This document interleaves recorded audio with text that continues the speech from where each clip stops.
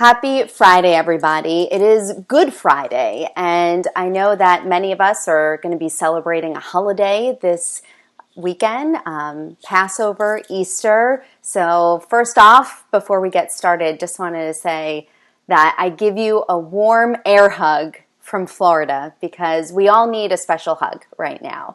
And Jesse McCullough, I am so happy that I could give you an air hug over Ecamm Live right now as well because you have helped put into perspective something that we often talk about as a soft skill, and that is leadership.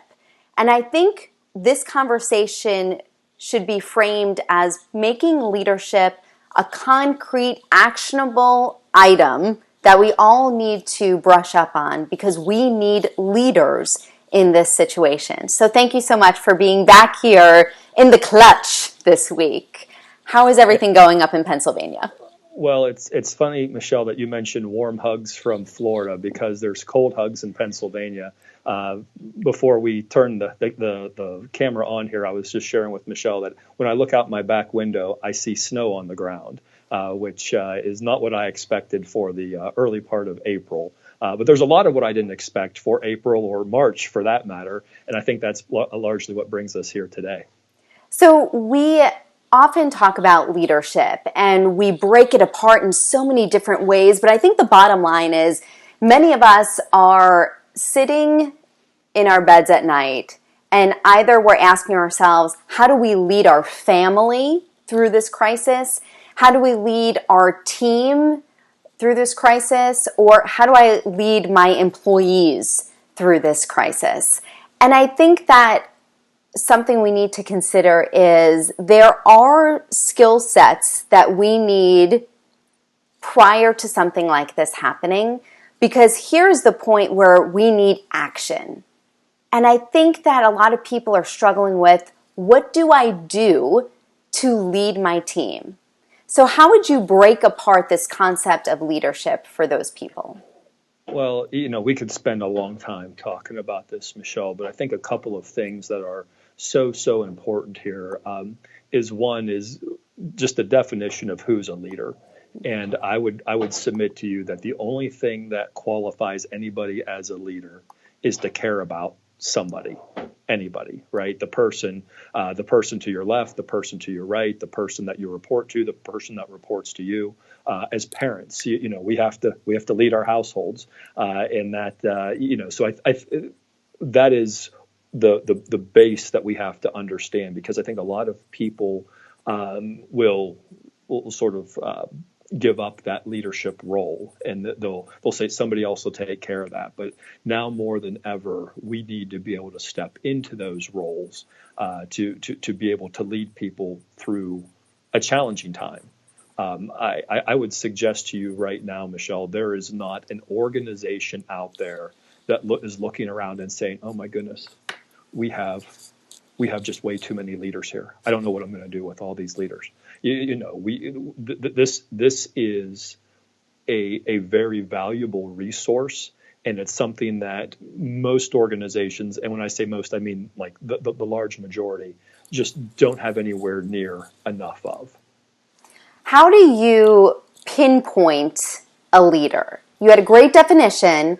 Can you, with all of your leadership training, who would you say right now is being a strong leader in our world? Well, I tell you, I would say this, that the things that I would look for, I would look for the people who are who are turning on the light at the end of the tunnel for you, right? So I think one of the things that you have to be able to pull you through is you have to have a vision of what the end of this looks like. And, I will say this, that this is not the first crisis that the world has seen. And I'll go a step further and say this is not the last crisis that the world will see. And to that end, we also have to recognize that mankind has survived every crisis before. So we also need to have just go with that perspective that we're going to get through this somehow, some way. So one of the things that I look for is, who are those people who are encouraging you, that saying, hey, there is a better day coming right now. I think that's one thing. The other thing that I would look for is who are those leaders that are communicating regularly, because one of the things that is so valuable about leadership is the speed of leadership. It builds trust. It builds confidence in what's going on. I was talking about if I didn't have snow in my backyard right now, Michelle, what I would see grass. And the thing is that if I don't take care of my yard, it's going to grow wild and out of control. So what it needs a steady dose of maintenance. And I would liken this in leadership. We need a steady dose of communication. I would say that if you look at the federal or at the federal government and state government, you are seeing that. You are seeing regular touch points happening. Now, you may or may not agree with what's being shared. That's not the point of it. The point of it is that they are coming to you and they are giving you some information to let you know what the current developments are, as opposed to being silent. Because in the absence of that communication, it's going to become so easy to jump to unreasonable negative conclusions as far as what's going on. Oh, so many nuggets right there, Jesse. Let's unpack this Easter basket that you made for us already. Right. Okay, so when we put this conversation in the framework of how do I get beyond this moment? How do I lead in this moment? The first thing that you mentioned is your definition of leadership. Leading the person to the right, the person to the left. That person could be your spouse, it could be your children, it could be employees, whomever.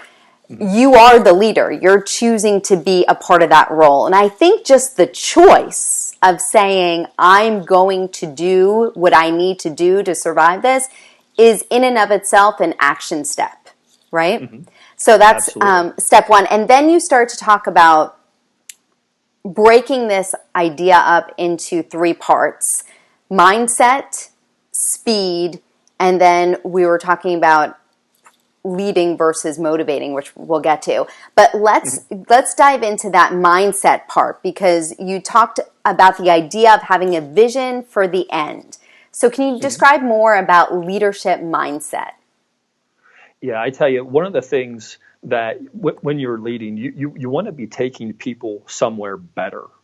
And this is a general statement outside of what we're dealing with right now. But the idea of leadership is you're always going to lead people through something.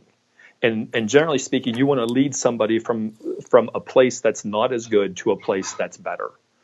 That requires change. You mentioned you mentioned Passover at the top of this. I mean, that's a great story of leadership. Moses is a great example of leadership. His story is that he is leading the Israelites out of Egypt. From that place to the promised land, a better place, right? That's the whole thing. And it wasn't easy. You follow that story. If you watch the movie, it wasn't an easy story. But that's where we are as leaders. We have to recognize that wherever you're at, you want to be able to lead people to a better place, a higher place than where they're at. Now, the thing you have to fight with that is comfort. Right. There's a lot of people that say, it's really not that bad where I'm at right now. Why do I need to change? And when you find yourself in a crisis, now what a crisis will do is it's going to push you to make a change, and you're going to move some direction. And the leader needs to be able to step in there to help you get to that better place and not just another place. So the mindset for the leader needs to be focused on the end game. Is that what you're saying? I think it's whether it's the end game or it's at least a positive point downstream, right? When this all starts, nobody knows exactly what the end game looks like, right? We don't know if we're looking at 3 days, 3 weeks, 3 months, 3 years. I hope it's not 3 years. You look at this thing, and so you may not know where that is. And as a leader, that's okay. You need to understand that that's okay. You don't have to have all the answers, but we need to be able to start to make that movement to get you, your team, your organization, your family, whatever group it is that you're leading, to a better place, and you just go with what that next step is, and you make adjustment. You may find out that you're going in the wrong direction, but as long as you're moving, you're going to be able to make that adjustment to correct course and get where you want to go. So first, having ownership of a leadership mindset. The second thing you were talking to us about is speed. What do you mean by speed? Speed in communications? I think, yeah, it's speed so that people know that they matter to you. It very much comes down to the longer you let something go, the more you let outside forces influence what the thought process is. And especially when you're going through a crisis, you hear stories. Whether you hear stories from coworkers, you hear stories through social media, wherever it is, and you can think, oh my goodness, things are going so bad so fast. I don't know that it's appropriate for me to share it here, but I can tell you I had conversations with friends of mine in Oklahoma and friends of mine in New Jersey, and completely different stories that I've heard there, and it may not have been exactly what you thought. I would say that the folks I was talking to in Oklahoma were probably taking things much more seriously than the people in New Jersey. But to that end, what the reason that can happen is that there is communication happening, and it's that regular communication, so that this is what is up to date. This is so what I know. Even if I don't know the right thing to do, I can at least be sharing with you what I know, so that we can say this seems to be the best next place for us to head to. And if you let that go too long, people are going to fill in the blanks with all sorts of things that may or may not, coincide with where you're intending to go. So I often get this question on the communication side is how quickly do you have that team meeting where you say, hey, this is what we're learning is on the horizon, and here's the plan, and here are our action steps to get through it. Does that conversation happen immediately? Should that conversation wait until a perfect plan is in place? How quickly do you start having that communication? So that's question one. And then the second question is the frequency of having that meeting. Is it every day? Is it every week? Is it every other week? How would you answer that? Well, I think that changes a little bit. So I don't know that there is such a thing as a perfect plan. Somebody gave me this expression long ago whenever I was writing a schedule for the staff, and somebody said to me, man plans and God laughs. So you can put together the best plan on paper, and then life is going to come and smack you in the face around that. So I think you need to be able to say, this is the plan, this is what we're going with. You need to have that open line of communication. At one point here several weeks ago, things were changing so rapidly. I don't know that it's possible it may be possible to over communicate, but, at that point it may have been necessary to be, communicating with your staff, say, twice a day. Now I would say that, just be able to start your day off with your team, level set them so that you're all on the same page. You know where you're going. You know what your objectives are to make it through the day, and keep them going. Right now I would opt just for that daily touch point. With the idea that as things become a little more stabilized, you could potentially back that off. But early on there was so much information coming out. I can actually refer back to, I believe it was the H1N1 flu outbreak a decade ago. And, we were having regular meetings, and there was always something developing, especially in the early going with that. And, without the communication, you find somebody that you haven't communicated with, and they're going to be out in left field doing what they thought was appropriate. And that's not going to be the best use of your resources. You got to keep people together. You got to keep them focused on where those next steps are for us to be moving. I know when it comes to media, and I equate this to a crisis. For instance, when the Gulf oil spill happened, there were so many different changes. And anytime you're in that situation on the media side, we want updates on a regular basis, so we know when we're going to get new information for the next newscast. And in these days, it's for the next tweet, right? I mean, we need new information constantly. So I always advise people, when there's new information to be told, say it.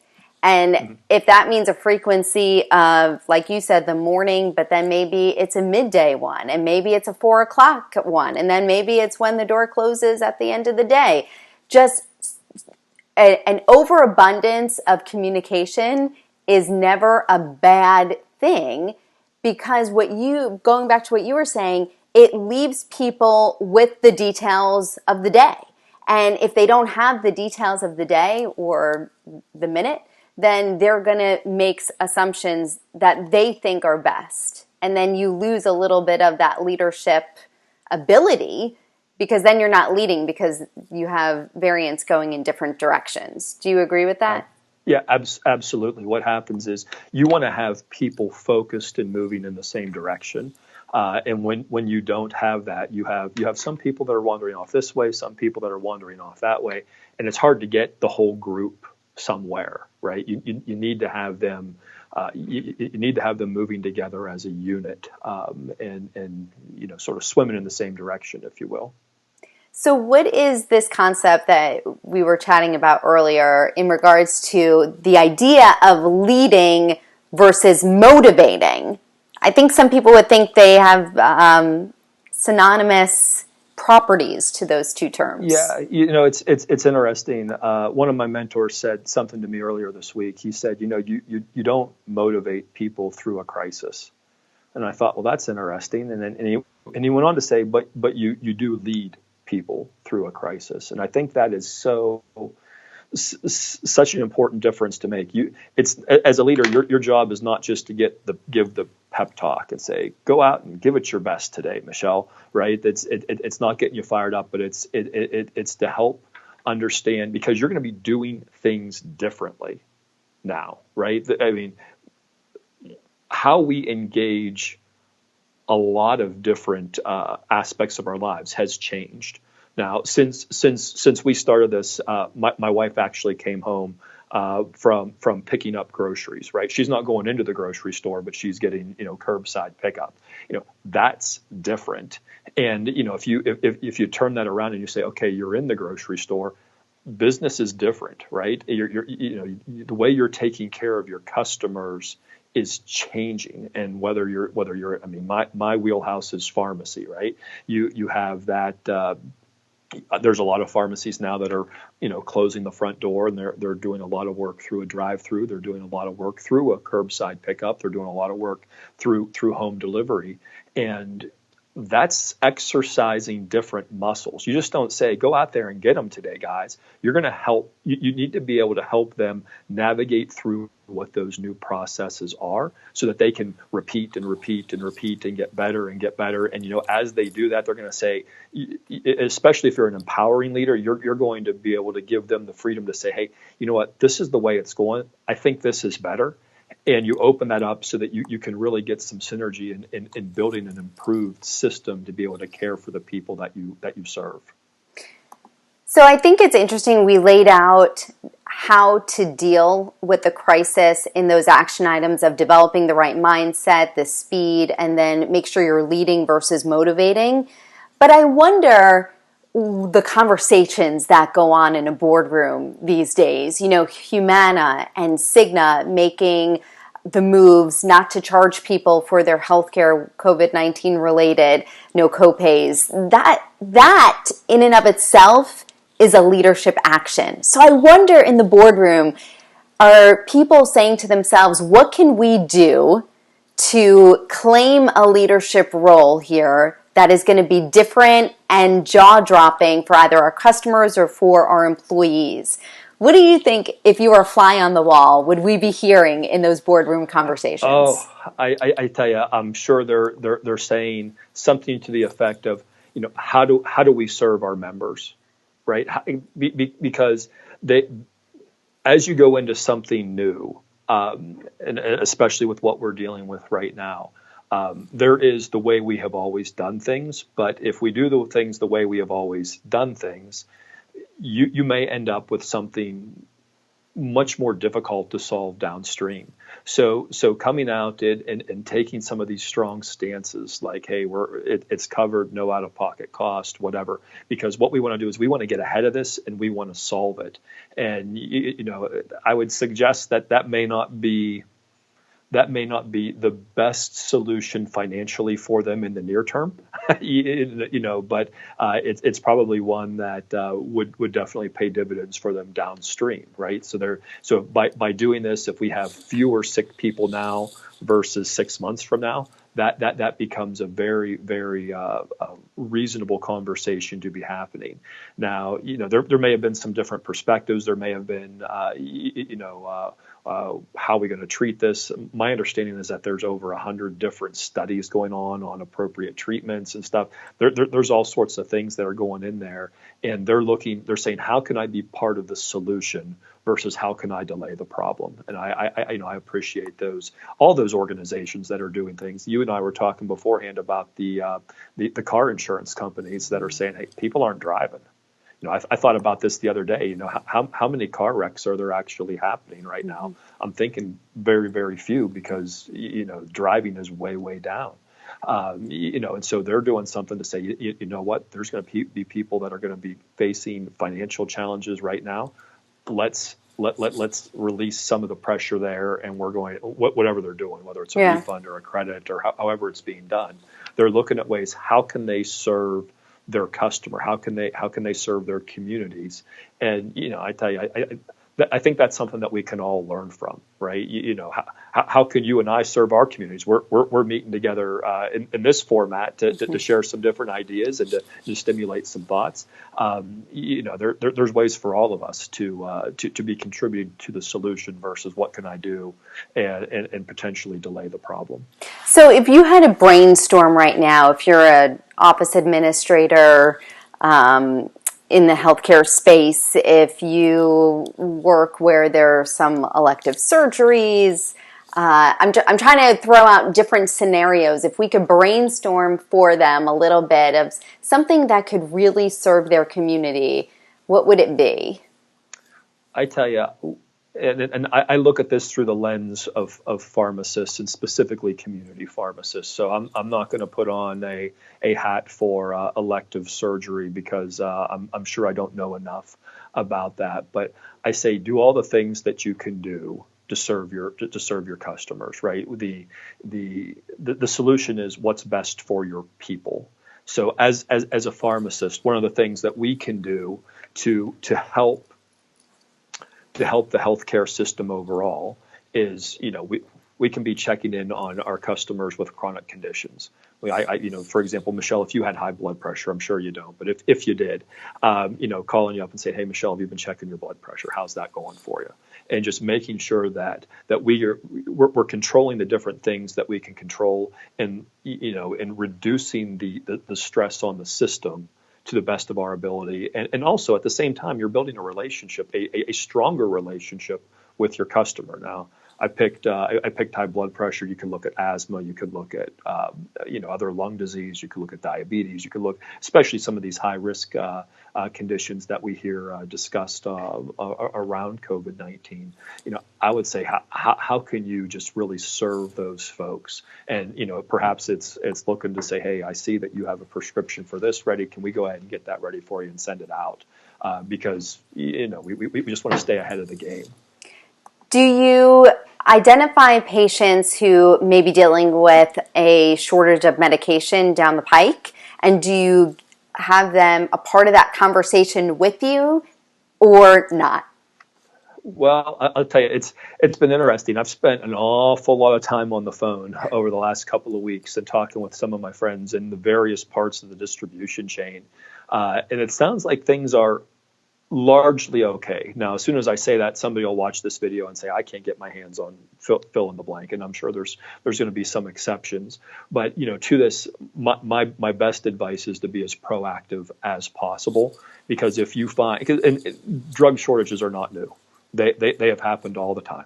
It's just that the context within a drug shortage would happen today would be much more challenging, right? And for a lot of conditions out there, there are alternatives that are alternative treatments that you can look to leverage. And by being proactive, then you're on the cutting edge of that versus all of a sudden somebody showing up saying, I'm out of medicine. What am I supposed to do? And what you have available is less than ideal.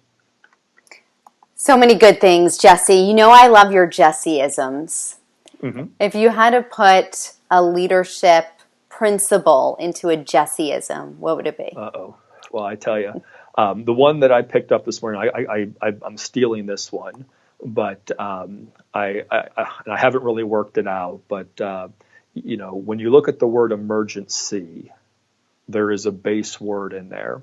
And so while we are in an emergency, the base word is emerge. And I think as leaders, we have the opportunity to emerge and serve people to a new and a higher and better level, even within the context of an emergency. So that's not as polished as what you normally get, Michelle. I'm working on that one, but I share that one. That's hot off the press. That's about as good hot as off my brain.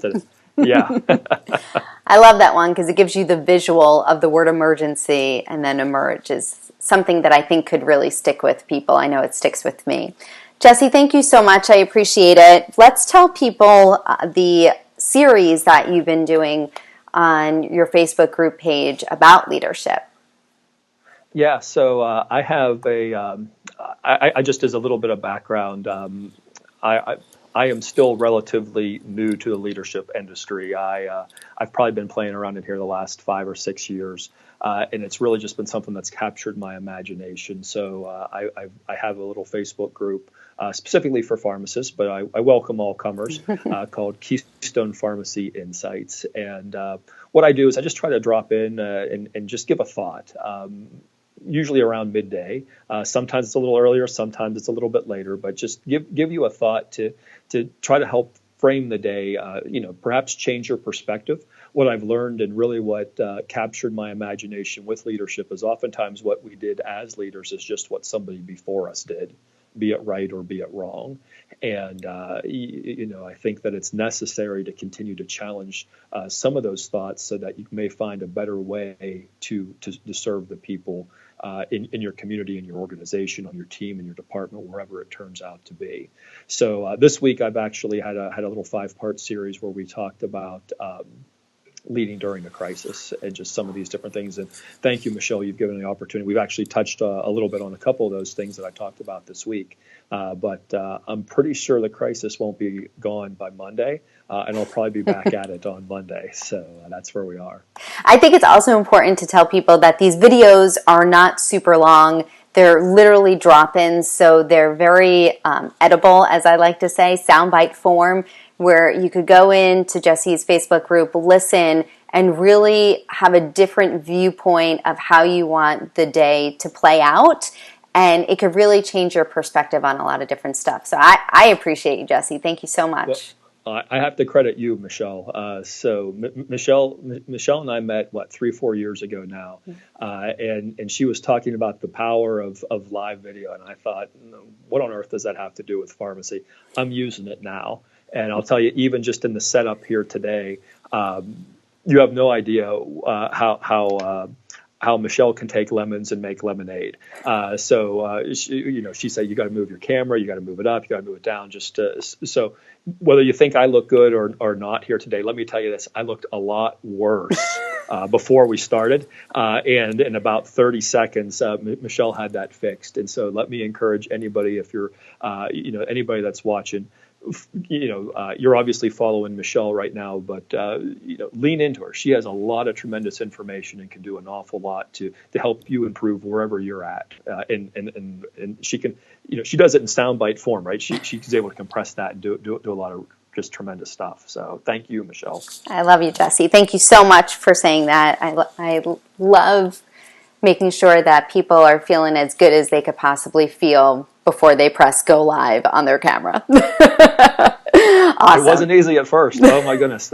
I can't tell you how close I got and then pulled back close. And then I said, oh, hey, you know what? You do it and you get better. And it's the repetitions. And It's a tremendous skill to develop, and you're a tremendous one to help people develop that. Thank you so much. We're all vulnerable.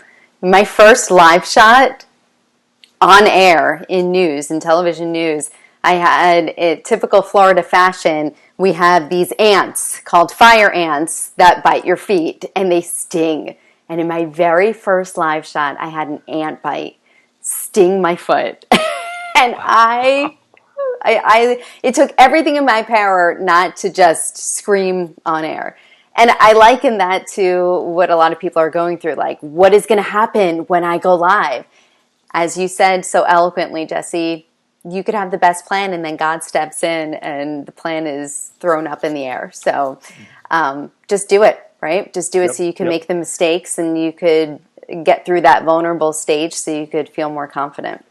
Yeah, it's so much easier to steer a car that's moving than one that's parked, right? So just get moving. If you're going in the wrong direction, turn the wheel and make a correction. Yeah, and who cares if you make a mistake? Like, I remember being a young child, my mom, and this framed my entire life. I used to be the girl in class that asked a million questions. I mean, it was bad. Like, I would always be like, me again, me again. And my mom would always say to me, well, why wouldn't you ask more questions? And why not get more information? And what is the worst thing that could happen? They say no more questions. What is the worst thing that could happen if you go live? You make a mistake, you screw up, who cares? Right? You got it back on the bike. And the converse is, what's the best thing that can happen? Yeah. Right? The best thing that's happened is you start to build that relationship, right? And you advance the message. So I think that's an important thing to consider as well.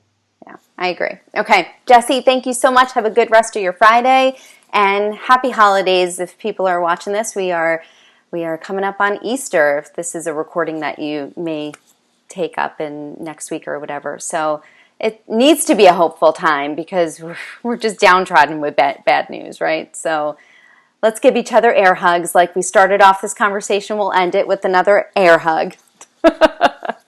All right, Jesse, thank you so much. Appreciate you. Thanks, Michelle. All right, see you guys next week. Bye.